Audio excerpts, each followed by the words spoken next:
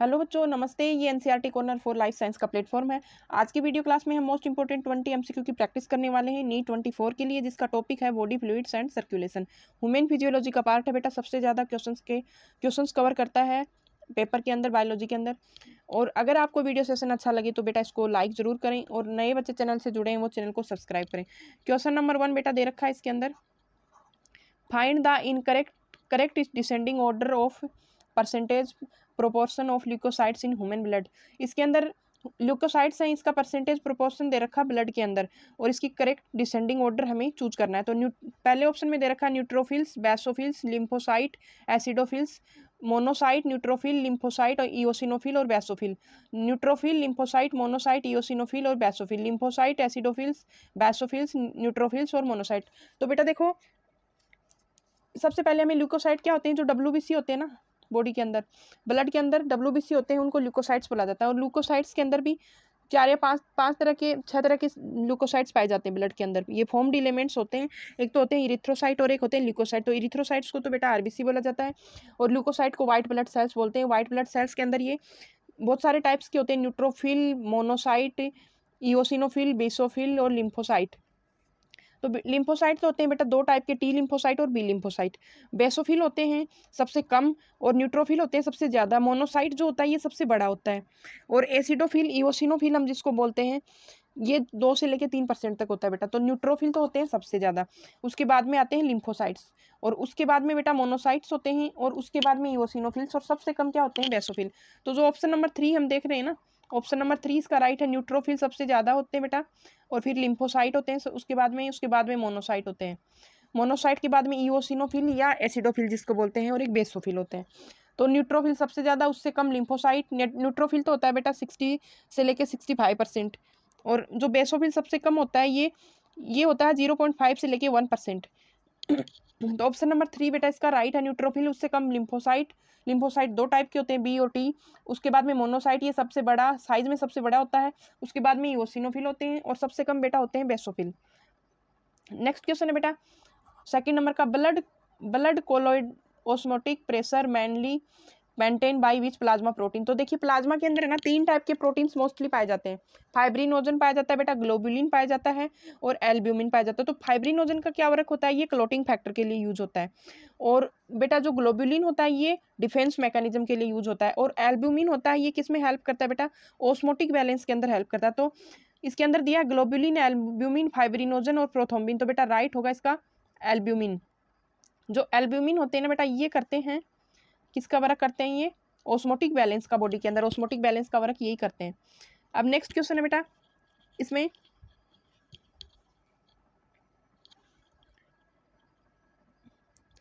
Third number का question है, one of the following lies in the wall of the right Oracle. तो इनमें से राइट ओरिकल की वॉल में है ना क्या पाया जाता है, लाइज यानी वहां पे प्रेजेंट होता है, ये पुरकिंजे फाइबर्स, बंडल ऑफ हिट्स, और ऐसे नोड और कोर्डी टेंडिनी। तो बेटा राइट आंसर होगा इसका ऑप्शन नंबर 3 का होगा 3। जो राइट ओरिकल की जो लेफ्ट साइड होती है ना, upper left side, right Oracle की,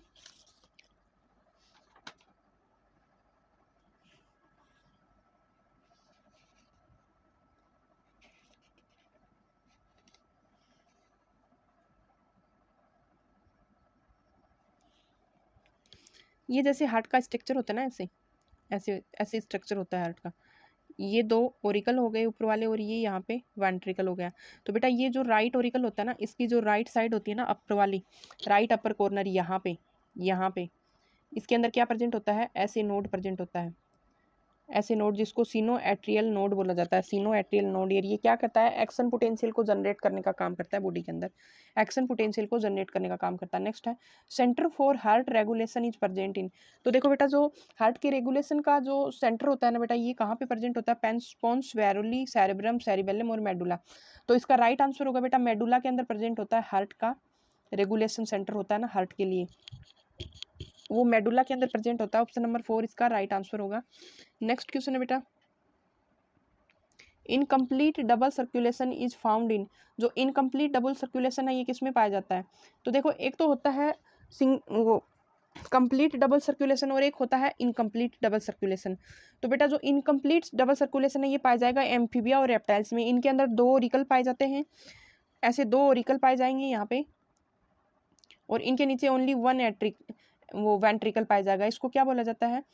इनकम्प्लीट डबल सर्कुलेशन। और जो कंप्लीट डबल सर्कुलेशन होता है ना बेटा, उसके अंदर ऐसे 2 और इसके नीचे ये ऐसे वेंट्रिकल पाया जाएगा। तो इसको ये जो पाया जाएगा ये किस में पाया जाएगा? एम्फीबिया और रेप्टाइल्स के अंदर, एम्फीबिया और रेप्टाइल्स के अंदर पाया जाएगा। ऑप्शन नंबर 2 इसका राइट आंसर है, एम्फीबिया। और इस रेप्टाइल्स के अंदर एक एक्सेप्शन होता है क्रोकोडाइल। क्रोकोडाइल के अंदर 4 चैम्बर्ड हार्ट पाया जाता है, क्रोकोडाइल्स के अंदर, बर्ड्स के अंदर और मैमल्स के अंदर। तो ऑप्शन नंबर 2 बेटा इनकम्प्लीट डबल सर्कुलेशन का एम्फीबिया और रेप्टाइल्स के अंदर पाया जाता है। नेक्स्ट क्वेश्चन है, systemic circulation takes place between which chamber of heart. Systemic जो सर्कुलेशन होता है ना ब्लड का, ये किसके बीच में पाया जाता है? Left auricle and left ventricle, left ventricle and right auricle, right auricle and right ventricle, और right ventricle and left auricle. तो बेटा इसका राइट आंसर होगा लेफ्ट वेंट्रिकल और राइट ओरिकल। जो सिस्टेमिक सर्कुलेशन जिसको बोला जाता है ना, ये पाया जाता है लेफ्ट वेंट्रिकल और राइट ओरिकल के बीच में। जो सिस्टेमिक एरोटा पाई जाती है ना, ये सिस्टेमिक एरोटा एक तो पाई जाती है लेफ्ट वेंट्रिकल में और एक पाई जाती है राइट ओरिकल में, और इनके ऊपर सेमिलुनर वाल पाए जाते हैं। ऑप्शन नंबर 2 बेटा इसका राइट आंसर होगा लेफ्ट वेंट्रिकल और राइट ओरिकल। नेक्स्ट क्वेश्चन है बेटा 7 नंबर का, sinoatrial node is, sinoatrial node क्या होता है? सिनोएट्रियल नोड क्या होता है? Present in the right upper corner of the right atrium, can generate the maximum number of action potential, responsible for initiating and maintaining the rhythmic contractile activity of heart. तो बेटा तीनों की तीनों चीजें इसमें होती हैं। ये राइट अपर कॉर्नर जो होता है ना राइट एट्रियम का, राइट ओरिकल का, उसके अंदर प्रेजेंट होता है। ये क्या करने का काम करता है? एक्शन पोटेंशियल को जनरेट करने का काम करता है। और किसके लिए रेस्पॉन्सिबल होता है? ये इनिशिएटिंग और मेंटेनिंग क्या करता है? इसको रिदमिक जो कॉन्ट्रेक्टाइल एक्टिविटी होती है ना हार्ट की, उसको मेंटेन करने का काम करता है। यानी जो हमारा हार्ट पंप करता है ना, उसके लिए उसको एक्टिवेट, पंपिंग को एक्टिवेट कौन करता है? सिनोएट्रियल नोड, जिसको ऐसे नोड बोला जाता है। तो इसके अंदर चारों के चारों ऑप्शन है ना बेटा, ये चारों के चारों ऑप्शन राइट होंगे इसमें। नेक्स्ट क्वेश्चन है, which of the following about the human circulatory system is correct. इनमें से कौन सा है जो ह्यूमन सर्कुलेटरी सिस्टम के लिए करेक्ट है? Double circuit and open, single circuit and closed, single circuit and open, double circuit and closed. तो बेटा ये डबल सर्किट एंड क्लोज्ड होगा। ये ऑप्शन नंबर 4 राइट होगा इसका। ह्यूमन जो हार्ट होता है ना, वो डबल सर्किट और क्लोज्ड होगा। ऑप्शन नंबर 4 इसका राइट आंसर होगा बेटा। ऑप्शन नंबर 4 इसका राइट आंसर होगा। नेक्स्ट क्वेश्चन है 9 नंबर का, इसमें which of the following is correctly matched. इनमें से कौन सा है जो करेक्टली मैच है? Inferior vena cava receive deoxygenated blood from the head and brain, superior vena cava receive deoxygenated blood from the lower body and organs, pulmonary artery carries deoxygenated blood to the lungs, hepatic artery carries deoxygenated blood to the gut. तो इनमें देखिए जो right है ना, ये बेटा होगा pulmonary जो आर्टरी होती है ना, ऑप्शन नंबर 3 इसका राइट होगा। जो पल्मोनरी आर्टरी है ये क्या करती है? डीऑक्सीजनेटेड जो ब्लड होता है ना, उसको लंग्स के अंदर लेके जाती है। पल्मोनरी आर्टरी डीऑक्सीजनेटेड ब्लड है, इसको ये लंग्स के अंदर लेके जाने का काम करती है। ऑप्शन नंबर 3 इसका राइट आंसर होगा। नेक्स्ट क्वेश्चन है, कार्डियक साइकिल इन्वॉल्व्स। कार्डियक जो साइकिल होता है ना बेटा, इसके अंदर क्या क्या पाया जाता है? तो कार्डियक साइकिल दे रखा है इसमें। तो इसमें एक तो होता है जॉइंट डायस्टोल।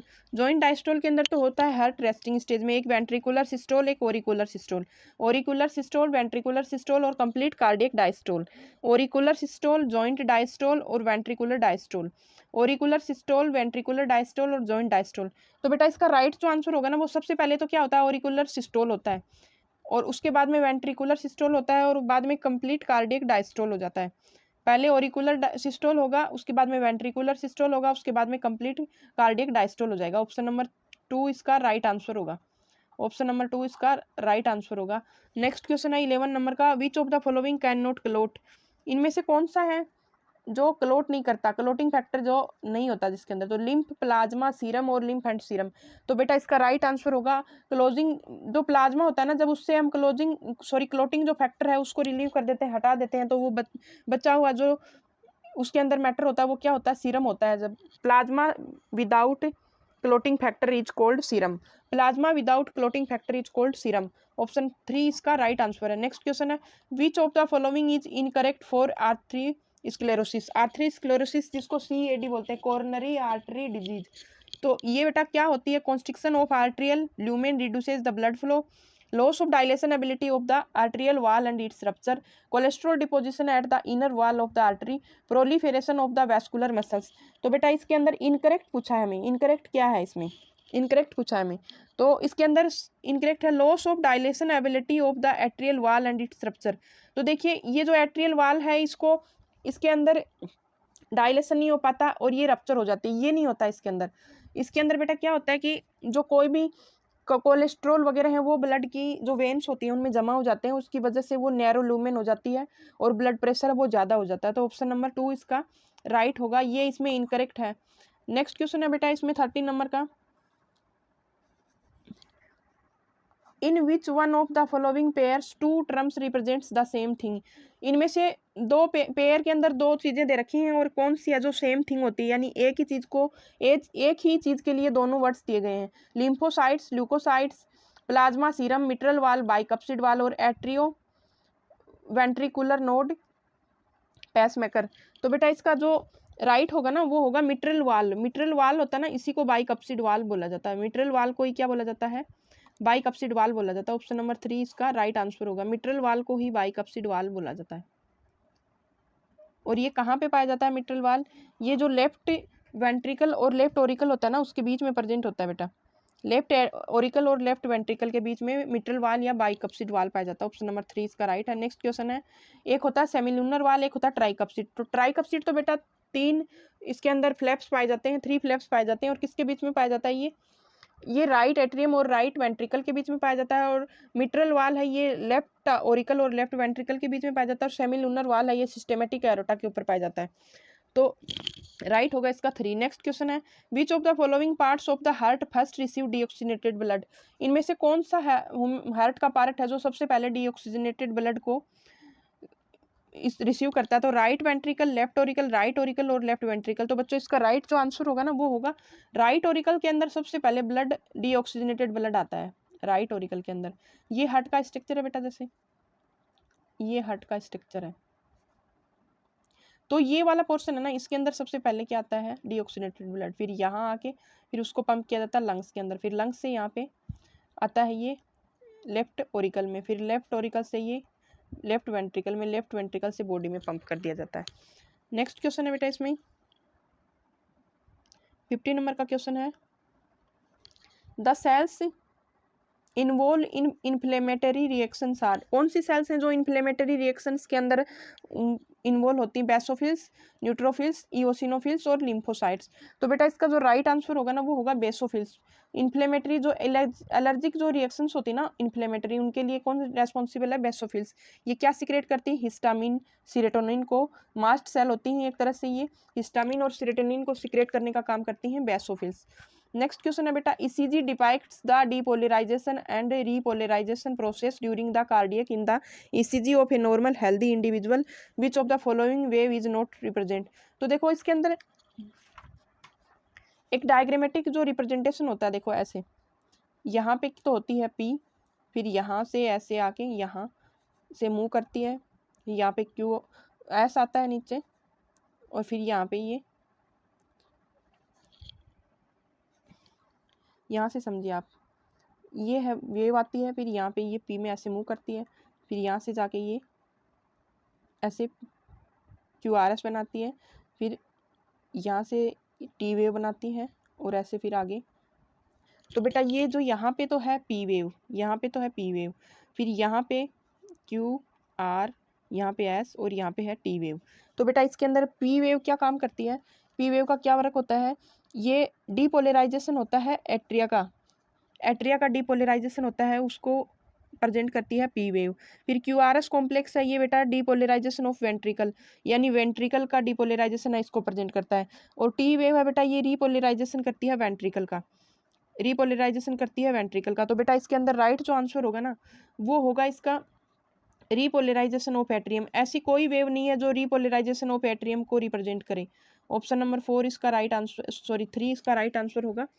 पहले पी वेव आती है वो तो डीपोलराइजेशन एट्रिया का करती है, फिर क्यूआरएस कॉम्प्लेक्स है वो क्या करता है, डीपोलराइजेशन ऑफ वेंट्रिकल का काम करता है, और जो टी वेव होती है वो रीपोलराइजेशन ऑफ वेंट्रिकल करती है। तो ऑप्शन नंबर 3 इसका राइट आंसर होगा।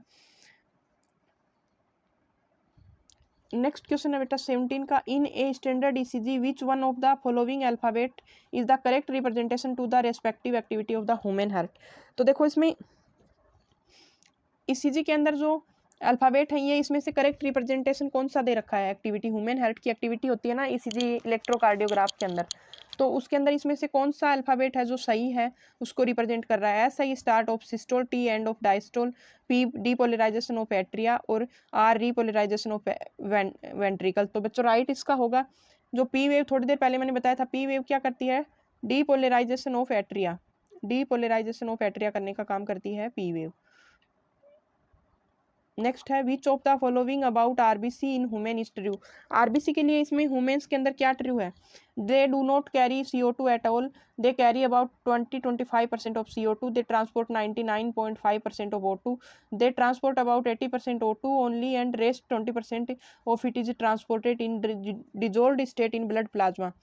तो बेटा इसका जो राइट आंसर होगा ना वो होगा इसका दे कैरी अबाउट 20-25% CO2। इसके अंदर CO2 है ये 20 से 25 है, ये आरबीसी कैरी करती है, और 97% O2 को कैरी करती है। ऑप्शन नंबर 2 इसका राइट आंसर होगा।